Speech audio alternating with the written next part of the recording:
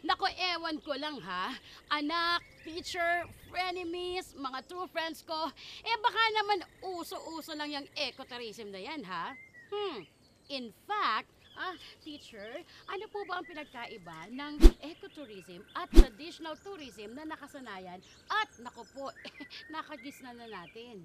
The truth is, ecotourism and traditional tourism have a lot in common.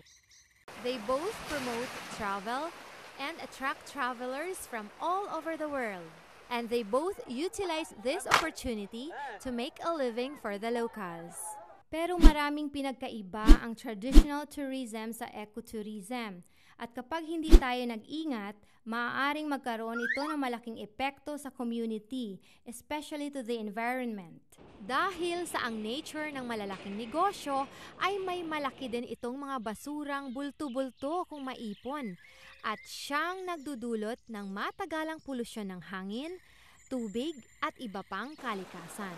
Pero hindi lang ang environment ang nasisira. Paano masasabing nakakasira ang isang malaking negosyo? Di ba, makakatulong pa nga ito sa kabuhayan ng isang bayan? Madalas, kapag ang isang multinational na korporasyon ay nagpunta sa isang natural location upang gawin itong commercial area, hindi lang sila namumutol ng mga puno para maitayo ang kanilang establishment. Nadi-displace din o napapaalis nila ang community na dating nakatira doon. Pati ang mga hayop ay napupwersang umalis sa kanilang natural na tirahan at ang kabuhayan ay napakikinabangan lamang ng mas malalaking commercial businesses at hindi ng komunidad. At may mga pagkakataong sa kagustuhan ng local community na makipagkompetensya sa malalaking businesses, ang wildlife ng lugar ay nagsasuffer din. Madami pong nangyayaring ganyan.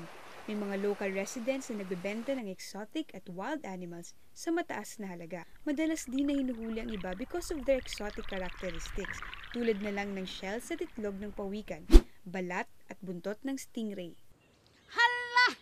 Naku, kaya pala patuloy ang paglaho ng mga endangered species sa mundo. Oh my gulalo! Buti na lang nandito pa ako. Mas nakagigimbal dyan ay marami sa mga species na mga hayop na yan ay dito lamang sa Pilipinas makikita. Nako!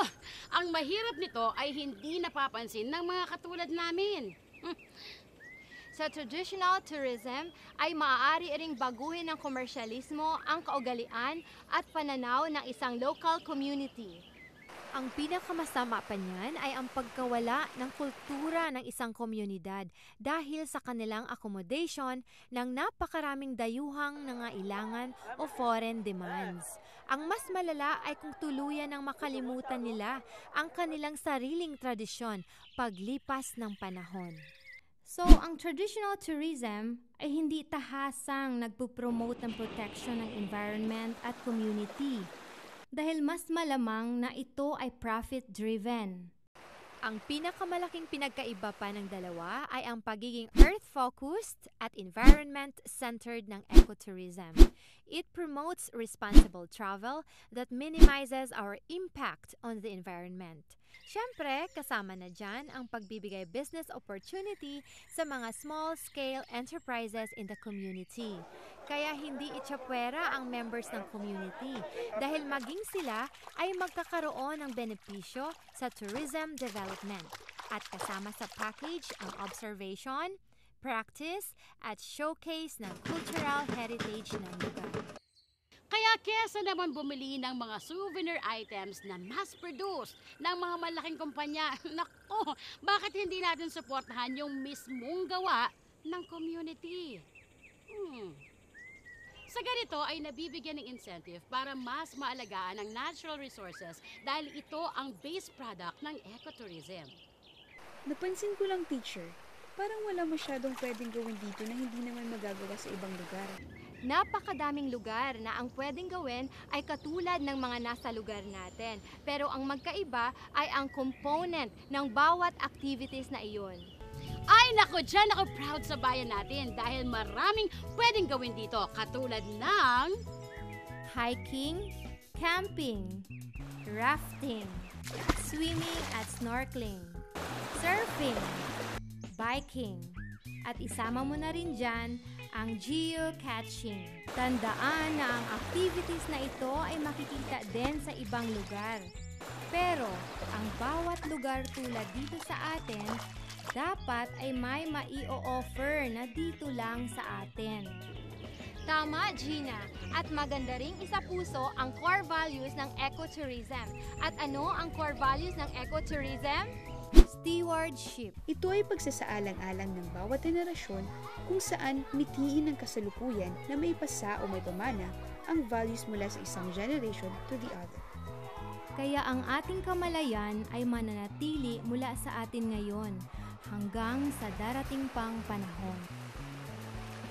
Respect for nature. Kung maiintindihan natin ang pagkakaroon ng ugnayan natin sa kalikasan, matututunan natin itong mahalin at ipagtanggol mula sa mga maninira nito. Integrity. Sa pagtatayo ng negosyo, minsan ang madaling daan ay hindi kapareho ng tamang daan. Kailangan din nating tandaan na meron tayong shared responsibility. Dahil lahat tayo ay nakikinabang sa ating natural resources, tayong lahat ay may responsibilidad na alagaan ito. Equality, as we are all responsible for nature.